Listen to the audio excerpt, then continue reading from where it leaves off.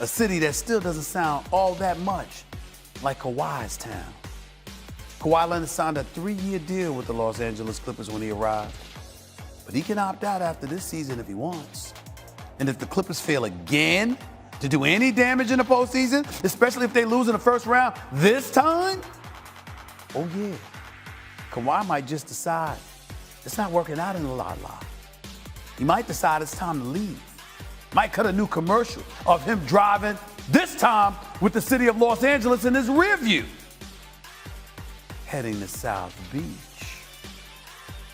calling it his town, following in LeBron's footsteps again. But we won't forget. We won't forget his time with the Clippers.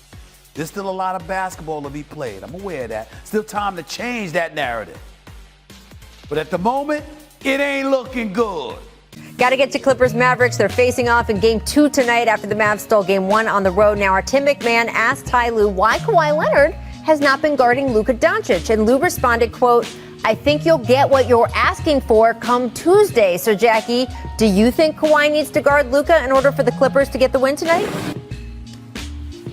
Well, at least some of the time, Rachel. I mean, one of the reasons I picked the Clippers in 7 in this series, they had the two-headed monster, Paul George and Kawhi Leonard, to guard Doncic. Instead, he's coming down and he's posting up Pat Beverly and then yelling after him after he scores, you're too small. So you don't have to put Kawhi there exclusively on him, but I would put Paul George on him too. I would mix it up, but I would have those two guys very involved. I agree. I think Paul definitely needs to guard him. Kawhi needs to guard him as well. I think you mix it up. They have a lot of guys to give them different looks. You can't give a superstar the same look. Yeah. So you give them smaller guys, taller guys, stronger guys, and just make him figure out how to beat 5 guys instead of just one short guy.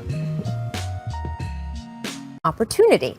Did they want to rest their key players and just let the Heat get the W?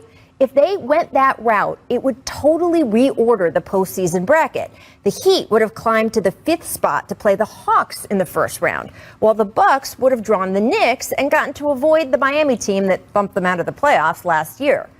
It was tempting, surely, but in the end, the Bucks decided to bet on themselves. They had been working all season to make this year's Milwaukee squad different, shifting everything from playing style to personnel, and they truly believed they had built a tougher, smarter group. What better way to test that then than to face down the same opponent that had bullied them just a year earlier? So the Bucks decided to play that regular season game to win. They indeed ended up with the Miami Heat in the first round of the playoffs, and in the time since have shown exactly why they were not scared of the matchup. They won Game 1 with a scrappy effort in overtime, and in last night's Game 2, oh my, the Bucks didn't just blow the doors off the Heat, they blew away the engine, the bumpers, the windshield wipers. In the first quarter alone, they sank 1, 2, 3, 4, you can count them with me as they go across the screen here, up to 10 three-pointers. 10! By the time the quarter was over, Milwaukee was up by 26 points. That is tied for the largest first quarter lead a team has ever had in the history of the NBA playoffs, which is saying something considering the history of the NBA playoffs goes back 75 years. Saying even more was the way the Bucks jumped out to that huge number. Drew Holiday managed the offense like a maestro, picking at Miami's double teams, feeding hot-handed reserve Bryn Forbes. Giannis kept pressure in the interior, and the Bucks as a whole were relentless defensively, especially in transition. And they stayed that way for the rest of the game, keeping their discipline even after this happened in the third quarter. Watch Trevor Ariza here. He takes Giannis down right under the hoop. Oh. Different one here, but here we've got Giannis doing a little soccer dribble during a stoppage in play. You can keep going here, obviously showing with the stare down there, how he felt about how threatening the Heat were at that moment. Afterward, Giannis noted he actually wanted to be a soccer player when he was growing up in Greece, which I understand, but also I would say he ended up picking the profession that, as we saw last night, suits him a whole lot better. Milwaukee now up 2-0 in this series. And if we look at past patterns in the NBA, teams that win the first 2 games of a 7-game series, they go on to win 94% of the time. Not bad for a Bucks team who about 10 days ago decided they didn't need to run from anyone. and are now going out and proving why. So Vince, to you, what is the difference when you look at the Bucks-Heat matchup last year to this year? What do you think is the most sort of standout thing that's making the difference to you? Drew Holiday. Yeah. First and foremost, Drew Holiday, but their acquisitions of Forbes, Tucker, Bobby Portis, been great because what it has done is open the floor up for Giannis to play one-on-one and not have to shoot the jump shot, what he's not comfortable doing all the time. So I think now Drew Holiday is able to create, and when they're stagnant, he goes out there, like you said, a maestro, making plays. And then defensively, he doesn't have to guard the best player all the time because they have Tucker. Yeah, PJ can go out there and guard the center, and they can play small and put Giannis at the 4. He doesn't have to play the 5. And, with these guys, they can do so many things. And then Brent Forbes shoots the lights out, which now you can't help off him. Who do you help off of now because of all the shooters? So I think Drew Holiday is the head of that group, and then everybody else plays their role to perfection. Yeah.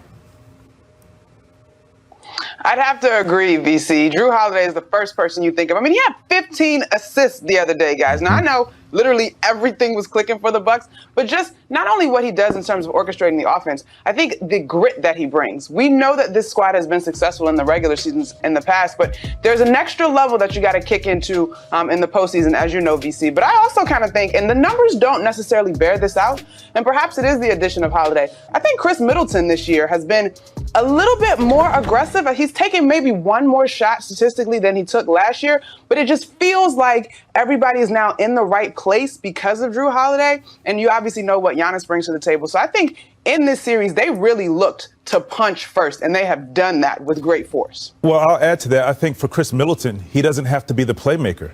He can score and just do his job, shoot the ball and score. He doesn't have to make plays because you have this guy right here, Drew Holiday, taking that for them. And I think it has made the game easier for these guys. And yes, they made the right decision. Go out there and play, go win. We want the Miami Heat want them because we're capable of winning this series. Yeah, and look, it explains why they gave up so much in that trade for Drew Holiday, because he not only brings all that stuff you guys are talking about, he brings toughness, right? You mentioned Vince, PJ Tucker also.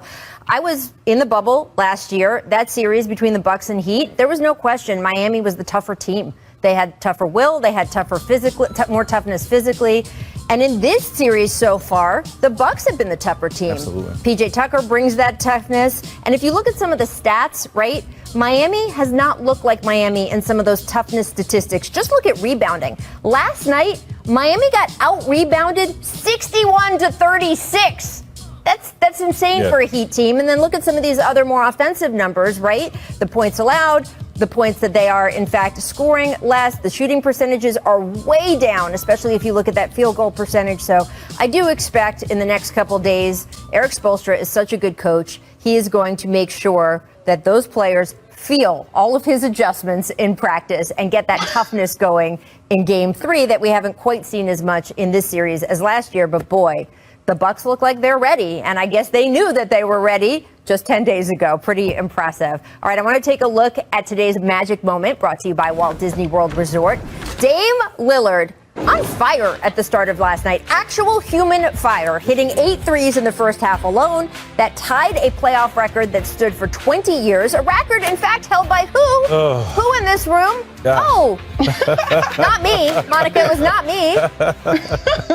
Vince, the record he tied was against a team that I followed very, very closely. Allen Iverson Sixers back in 2001. Please take us back to that series and when you set where do that we record. start? That was a unbelievable series, back and forth. I mean, a lot happened with the graduation, as we know, which is still a monumental, proud moment for me, and that sits at my front door of my house. But I tell you, it was a response game for me because Allen Iverson, being Allen Iverson, got the job done, scoring 54, I think, that night, the game before. And then I had to respond and just do my job and make the first one, make the second one, even make the third one. And after a while, you're shooting, you're like, things are going well. I'm going to keep shooting. And every shot that I took, I wanted to pick and roll because the big was sitting back, and I shot the three. And then there's one three, I think my 8th three, to where I tipped the ball to the corner. I run to the corner. I remember looking down the corner to make sure my feet behind the three-point line to shoot the three, and it goes in. So when you're in a zone, and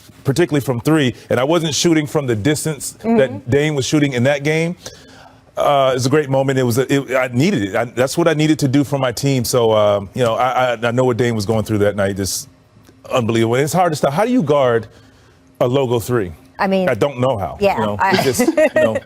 Well, it's interesting you asked that question because reportedly at halftime, right, Aaron Gordon went in and asked the coaches, let me guard them. Let me guard him. I got him, was the quote. So Lillard pointed out that after the game, he rarely sees one-on-one coverages. So he didn't credit Gordon completely for shutting him down. No surprise there. But he said it was a combination of different looks. Regardless of what it was, he was held to 10 points in the second half. So, Monica, did the way last night unfolded, certainly the way Nikola Jokic stormed back, Vince just talked about how he had a lot to prove in the series we were talking about from 2001. A lot of people in Nikola Jokic's ear between game 1 and 2. He came out like a house of fire last night's game. Did it change your outlook on this series overall? No, not really, Rachel. I still think this series will ultimately go 7. I actually had the Portland Trailblazers getting it done on the road. But I will credit Aaron Gordon. I believe that story 100%. He has the unique combination of the length and the agility to really disrupt Dame. But we know this, guys. The nature of the series is then to go and make adjustments. So if we continue to see this matchup moving forward, I expect Dame to look to use a little bit more of his quickness, create a little bit more pick and roll action, and just really make Aaron Gordon work on the defensive side of the ball. But, I mean, you can't say enough about Jokic. Again, this is like that first punch, counter punch. The Blazers stole one, and the Nuggets were not going to let that happen again. And what I like about what Aaron Gordon did, what we see here, Jokic, first of all, I'm going to say the one thing about Jokic, what he did, he had 5 assists instead of 1 assist. And that makes a huge difference. It's not a triple-double, but 5 assists. And maybe we could add the hockey assist to that because he makes the pass out of the double team, which is a swing to an open 3. And obviously the initial, he doesn't get the credit for it, but he gets the hockey assist. And I think him moving the ball, making plays for other guys is important, and them knocking down shots. They have 5 guys in double figures. That's what they need to do. And with Aaron Gordon, I think it's a great move because even if he gets beat off the dribble by Dame Lillard, he's athletic enough, he's quick enough to block shots and make things tough for him. And when he takes those long threes, yes, you don't guard way out to the logo, but 6'9", 6'10", with his wingspan makes a difference. So, yes, they will make an adjustment, but I think when you're seeing a 6'10" contest as opposed to a 6'2", 6'3", it's a big difference. Absolutely. It's part of what Aaron Gordon was brought in there to do. And to his credit, he has taken that role on. He came in and right away told the guys in the locker room, I don't need to be the scorer. I'm going to do the dirty work. I want to be your guy defensively. I really admire him for that. Monica, I have a quick question before we go to break. Have you ever hit 8 threes and a half? Because, I mean... Go ahead. Tell the truth. Tell the truth. In a whole game, yes, 9.5. Again, still more than me. So there we go. Boom. All right, coming up, guys, we're going to talk about a much more serious but very important topic. New York City Mayor Bill de Blasio. We're not even. I'm sorry. We will be talking about something more serious later in the show. But we have Mayor Bill de Blasio calling out Trae Young for hunting fouls. Talk about politics in my sports. First, though, here's a distant replay.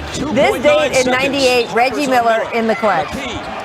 Man, that's when you could push off a little bit, create a space. Bucket. He didn't touch the rim. How many spins Got away, that? MJ. Oh, my Fade God. away. Boom. Young, on behalf of the people of New York City and anyone who cares about actually playing basketball the right way, stop hunting for fouls, Trae. I want to quote Steve Nash, one of the great player, great coach. He says, quote unquote, that's not basketball. Trae, that hawk's not going to fly in New York City. Come on, play the game the right way. See if you can win. I think the Knicks are going to teach you a lesson. I don't even know where to begin with this. Again, New York City Mayor Bill de Blasio telling Trae Young to stop hunting for fouls. Not Bill Bradley, Bill de Blasio. Monica, you cover the Knicks. How do you feel about the mayor speaking on behalf of the team like this and to Trae in that way, frankly? I feel like mayors should just do the friendly wager thing over food. I don't think Trae needs any more bulletin board material. I mean, if you really look at his numbers and his response to the chants from the Garden, the whole bit, he's playing great basketball. I will say I took issue with that final call against RJ Barrett when Trey was attacking on the left side during the course of that game. But in general, you got to play the games. That includes working the officials. It is a little annoying, but I can't be mad at them. I'll just say this, that hawk was able to fly. Ooh, okay. But you like that the city is behind their team. I know, but I didn't the condescending way. We keep loving this country, and this country does not love us back. But I ain't scared. I just think it's important that we all stick together and we stand up for what's right. We are all one voice. I would like to see Americans be more empathetic. I want it to remain not just a moment, but a movement. Things are continually being changed. Don't only speak about change, be about change. Show up. We don't want no more empty gestures. Continue to stick together. We're thick and thin. Continue to fight for one another. Even though these people are gone, they give me life. They help me find strength. There has to be action, and it can't just be, I would hope this, I would hope this. You gotta make it happen. At what point, do we say we don't accept that? Floyd might not be here, but we're gonna get justice from my brother. Welcome back to The Jump. I'm Rachel Nichols. I'm joined by Vince Carter, Monica McNutt. It has been exactly 1 year since the murder of George Floyd in Minneapolis. A lot has transpired in this country and in the sports world since then. But Monica, what are your thoughts now that you have had a year to reflect on the situation and all that's unfolded?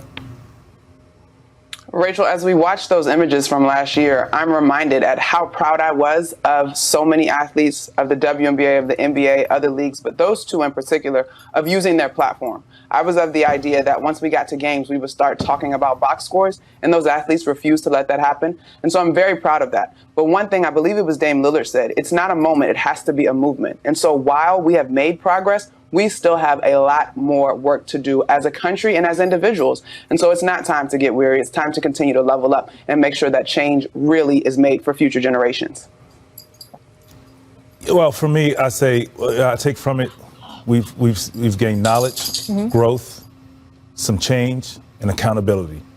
Those things have happened over the year, and you have to give a shout out to the young generation who has stepped up to the plate and made sure that we're going to get things done. We're not talking about it. We're going to be about it. And from LeBron James to, Trey Young. It's a laundry list to the coaching staff. It wasn't just the people of color, and it was just an unbelievable thing to see. And shout out to the Stack Jack, Steven Jackson, for really stepping up for his family, but just for the movement in general. Like, we want accountability. And, for me, I feel like, yes, we were able to see some accountability and justice, but that has now been allowed the ball to roll forward.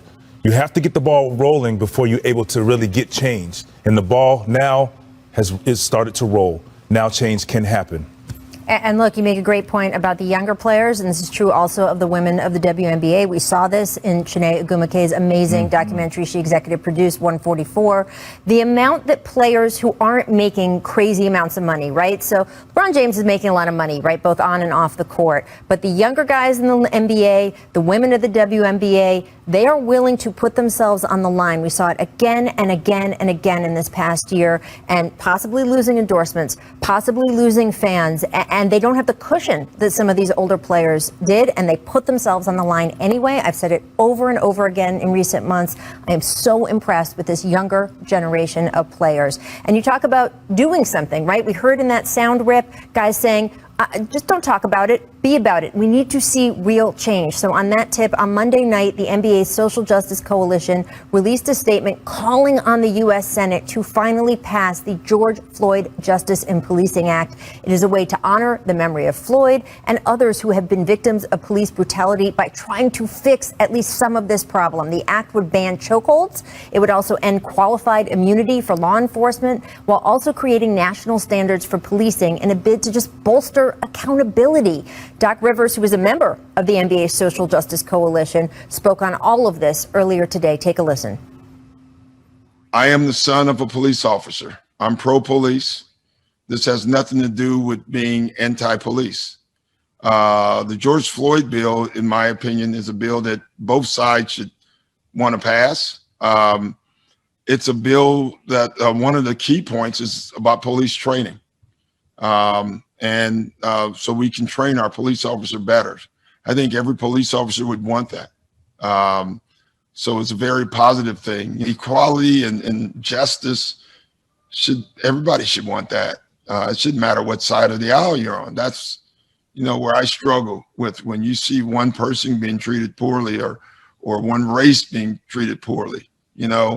We've been going in cycles in our country lately. First, it was the blacks. Then we started with the Chinese. Then we went to the Jewish people right now. Can we just treat everybody the right way? How hard is that?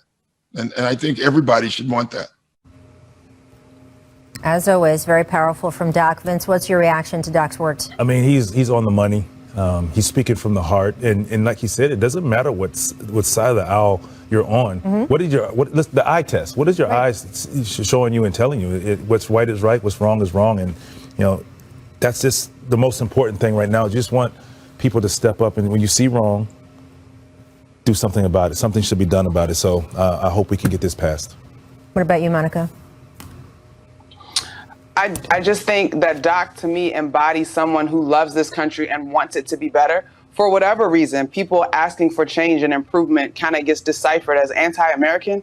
It is the utmost way to be American in believing that this country can be better for all of its citizens. And so it's wild that we would be asking for accountability of those charged with protecting and serving us. So Doc nailed it. And I just hope that people hear that these changes aren't about being anti-police or anti-American. It's about believing in the truest form of America, which is truly equality and justice for all of us. Civil rights is not politics. It is some of the basic things that this country promises its citizens. It's what makes us a great country. It is not a political issue. It is about doing the right thing. And you heard, all right, well, Jackie, you're just in time for another edition of One Guy. What's up, baby? What it do, baby? Make, miss. It's a make or miss league, baby. That's it. It is indeed, Kawhi. It really is. Make highlights. Rough fourth quarter for CJ. First, Monty Morris gets in with the step back. Then a few minutes later, he's going to get nutmegged here by Campazzo. So, Vince, CJ McCollum. Do you think he comes out strong in Game 3? Oh, yes.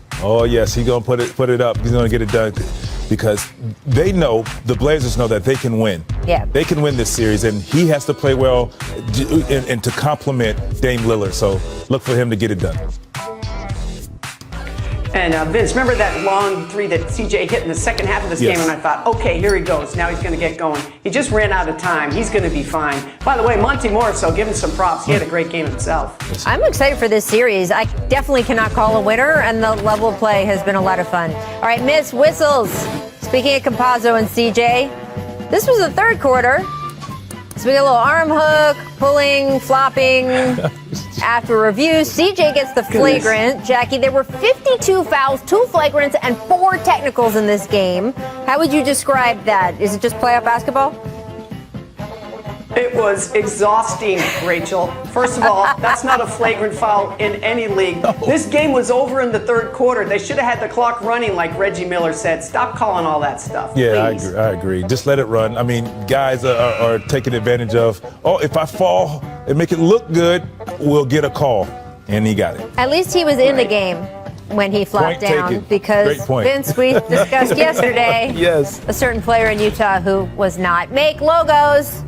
Dame did do his best to save Portland, including this heave. Jeez. Literally from the logo Lillard. Vince, we saw you making 6 threes in a row in our studio yesterday in dress clothes, Jackie. Wasn't that far. Did you ever pull up from the logo though in a game? I have, but let me say this. It was a dribble up, not stand still, waiting for the screen, shoot it, and then it's all net. It's not like you hit the front of the rim, hit the backboard, goes in. That's all net. That is just straight ability. He's blessed with range. I want to go back to the idea that you were hitting threes in your street clothes. That's like a great way to pop out your shoulder, Vince. 6 That's in crazy a row. stuff. So, Jackie, they set up the lights on the court in case he wanted to shoot, and then they had to move the lights back when he was shooting because he was shooting from so far away. Love it. Miss Sincerity. Awesome. Yusuf Nurkic fouling out against his former team, and this nice Nuggets fan blew him a kiss, Jackie. Are we this is going to be the new meme of the NBA playoffs, especially when a team gets eliminated? You know, it's so funny to me because Denver's fans, they don't even know if they're tough or mean or whatever yet. They haven't been there enough. They're still figuring out their identity, right? A kiss, good start. That's called a kiss goodbye right there. You give him a kiss. There's a kiss. There you bye go. Bye. Well, they didn't make bye-bye. They didn't make Melo mad and go off last night the way they did in game one. So, you know, it's all an evolution there. Interesting series. All right, make surprises. Joe Ingles and Jordan Clarkson, both Sixth Men of the Year candidates, were on TNT last night, and Ingles surprised Clarkson with the award. This was really just such an awesome moment. Vince, what can you say about the season Jordan has had? First of all, he's had an unbelievable season, and I think that is an unbelievable way to just change it up a little bit. To you know, with the way the world is right now, what's going on, this has to warm your heart, and he's been outstanding for their team, and they're going to need him to step up if they want to win this series.